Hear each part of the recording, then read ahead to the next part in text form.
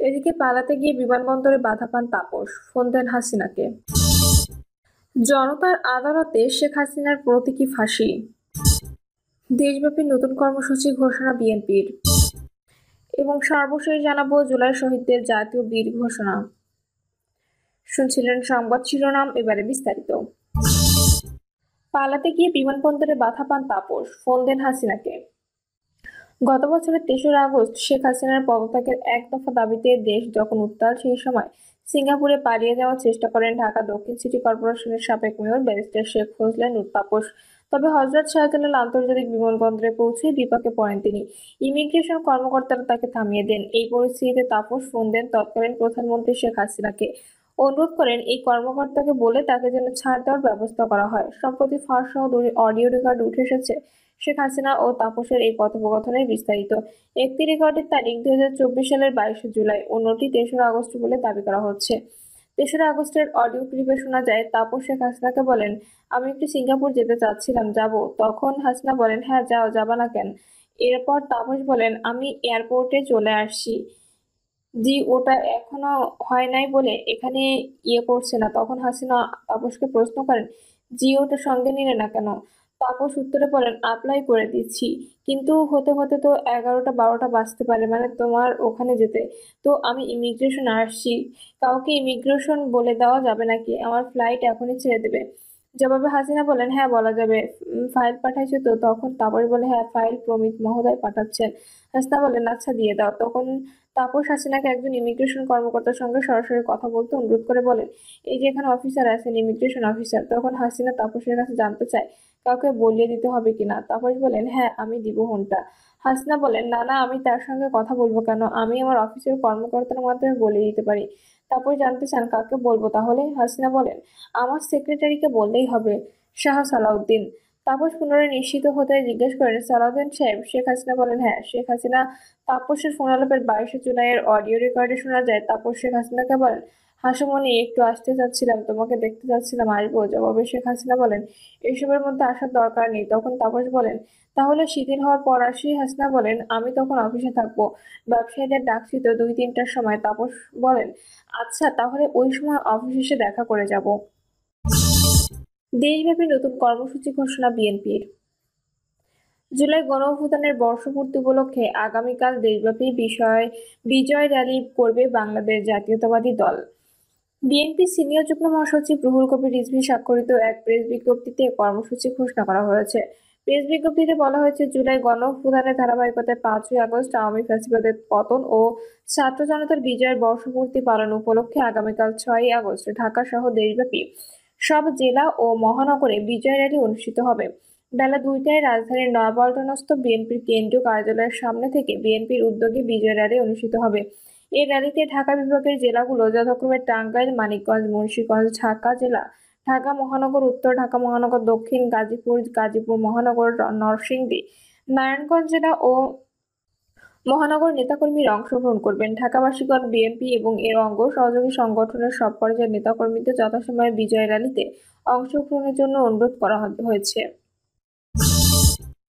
জুলাই শহীদদের জাতীয় বীর ঘোষণা। ঐতিহাসিক জুলাই ঘোষণাপত্রে জুলাই গণঅভ্যুত্থানের শহীদদের জাতীয় বীর হিসেবে স্বীকৃতি দেওয়া হয়েছে। বিকাল ৫:৩০টার পর ঘোষণাপত্রটি পাঠ করেন অন্তর্বর্তী সরকারের প্রধান উপদেষ্টা ডক্টর মোহাম্মদ ইউনূস। ডক্টর ইউনূস পাঠ করেন, বাংলাদেশের জনগণ জুলাই গণঅভ্যুত্থানের সকল শহীদদের জাতীয় বীর হিসেবে ঘোষণা করে শহীদের পরিবার, আহত যোদ্ধা এবং আন্দোলনকারী ছাত্র জনতাকে প্রয়োজনীয় সকল আইনি সুরক্ষা দেওয়ার অভিপ্রায় ব্যক্ত করছে।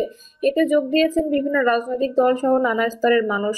বিকেল ৫টায় জাতীয় সংসদ ভবনের দক্ষিণ প্লাজার জাতীয় সঙ্গীতের মাধ্যমে অনুষ্ঠান শুরু হয়। এরপরে জুলাই শহীদদের স্মরণে ১ মিনিট নীরবতা পালিত হয়।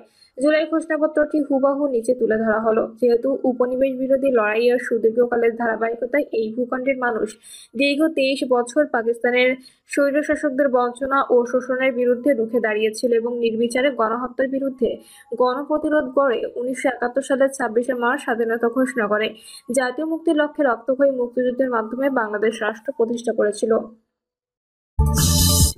জনতার আদালতে শেখ হাসিনার প্রতীকী ফাঁসি। বিডিআর হত্যা, শাপলা গণহত্যা, ২৪-এর গণহত্যায় অভিযুক্ত ফ্যাসিস্ট শেখ হাসিনার প্রতীকী ফাঁসি সম্পন্ন করেছে ছাত্র জনতা। সকাল 10:30টার দিকে জাগ্রত জুলাই ও জুলাই ঐক্যের আয়োজনে জাতীয় প্রেস ক্লাবের সামনে প্রকাশ্যে ফাঁসি কার্যকর করা হয়। এ সময় উপস্থিত ছিলেন সাবেক সেনা কর্মকর্তা লেফটেন্যান্ট কর্নেল হাসিনুর রহমান, ইনকিলাব মঞ্চের মুখপাত্র শরীফ ওসমান বিন হাদি, বৈষম্য বিরোধী ছাত্র আন্দোলনের সাবেক কেন্দ্রীয় সমন্বয়ক ও জুলাই ঐক্যের সংগঠক এবি জুবায়ের, জুলাই ঐক্যের সংগঠক ও সাংবাদিক ইসরাফিল ফরাজি, জাগ্রত জুলাইয়ের সিনিয়র সহসভাপতি শামীম হামিদি সহ বিভিন্ন সংগঠন ও নানা পেশার মানুষজন। হাসিনার প্রতীকী ফাঁসির রায় ঘোষণা করেন জাগ্রত জুলাইয়ের আইন বিষয়ক সম্পাদক অ্যাডভোকেট তানজিলা ফেরদাউস। ফাঁসির আগে প্রেসার এবং হার্টবিট পরীক্ষা করেন রায়হান মাদ্রাসি। ফাঁসি রশিতে ঝুলানোর সময় জল্লাদের ভূমিকায় ছিলেন আলিফ জাওফি। কালিমা পাঠ করেন জুলাই ঐক্যের সংগঠক মোস্তফা হুসাইন। ফাঁসির মঞ্চায়ন নির্দেশনায় আজিজ সাইফুল্লাহ। অনুষ্ঠানে সভাপতিত্ব করেন জাগ্রত জুলাই এর প্রতিষ্ঠাতা সাধারণ সম্পাদক ও মুখপাত্র কবি মুন্সি বোরহান মাহমুদ রায়। কার্যকরের আগে বক্তারা বলেন, শেখ হাসিনাকে আজ আমরা প্রতীকী ফাঁসি দিচ্ছি, এটা যেন প্রতীকীতেই সীমাবদ্ধ না থাকে। আমরা জানি বাংলাদেশের আইনি কাঠামো খুবই অগোছালো, রায় কার্যকর হতে দীর্ঘ সময় লেগে যায়। আমরা চাই আগামী 1 বছরের মধ্যে সকল কার্যক্রম শেষ করে গণ অভ্যুত্থানের দ্বিতীয় বর্ষপূর্তি ৩৬শে জুলাইয়ের মধ্যে শেখ হাসিনা সহ সকল গণহত্যাকারীদের ফাঁসি কার্যকর করার দাবি জানান তারা। হাসিনাকে ফেরতের দাবিতে ভারতীয় দূতাবাস ঘেরাও করবে জাগপা। ভারতীয় আগ্রাসনের প্রতিবাদে ও খুনি হাসিনাকে ফেরতের দাবিতে ভারতীয় দূতাবাসে ঘেরাও করবে জাতীয় গণতান্ত্রিক পার্টি জাগপা। এদিন বেলা 11টায় মেরুল বাড্ডা কানাডিয়ান ইউনিভার্সিটির সামনে থেকে ঘেরাও কর্মসূচির নেতৃত্ব দেবেন জাগপা সহ সভাপতি ও দলীয় মুখপাত্র রাশেদ প্রধান। দুপুর 2টায় নাজাত দিবস এবং 6ই আগস্ট ভারতীয় দূতাবাস ঘেরাও কর্মসূচি উপলক্ষে পল্টনের শফিউল আলম প্রধান মিলনায়তনে এই কথা বলেন রাশেদ প্রধান। তিনি বলেন, ভারত সরকার খুনি হাসিনাকে রাষ্ট্রীয় মর্যাদায় 1 বছর ধরে আশ্রয় দিচ্ছে, তাই আমরা ভারতীয় দূতাবাস ঘেরাও করে আমাদের সুস্পষ্ট দাবি জানাই। খুনি হাসিনাকে ফেরত দিতে হবে এবং ভারতীয় আগ্রাসন বন্ধ করতে হবে। আমি স্বাধীনতা এবং সার্বভৌমত্ব রক্ষাকারী দেশপ্রেমিক জনগণকে ভারতীয় দূতাবাস ঘেরাও কর্মসূচি সফল করার আহ্বান জানাচ্ছি। বক্তব্যে জাগপা মুখপাত্র বলেন, ঘেরাও কর্মসূচি পালনে প্রবেশ করে আওয়ামী সন্ত্রাসীরা যাতে নাশকতা সৃষ্টি করতে না পারে, এ ব্যাপারে সবাইকে সজাগ দৃষ্টি রাখার আহ্বান জানান তিনি। উক্ত এলাকায় যানজট সৃষ্টি হতে পারে ধারণা করে এলাকাবাসীর প্রতি অগ্রিম ক্ষমা প্রার্থনা করেন।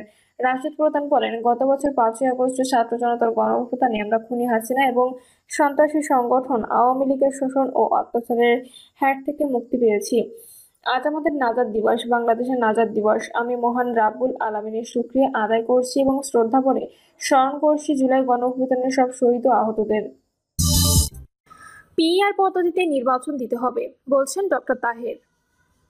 জামায়াত ইসলামী নায়েবে আমির ডক্টর আব্দুল্লাহ মোহাম্মদ তাহের বলেছেন, গতানুগতিক নয়, পিআর পদ্ধতিতে নির্বাচন দিতে হবে বলে। আব্দুল্লাহ মোহাম্মদ তাহের বলেন, পিআর পদ্ধতি ছাড়া বাংলাদেশে নির্বাচন হতে দেওয়া হবে না। যারা পিআর চায় না তারা জনপ্রিয়তা নয় বরং চাঁদাবাজির অর্থ সন্ত্রাসী বাহিনী দিয়ে নির্বাচন করতে চায় বলে মন্তব্য করেন তিনি।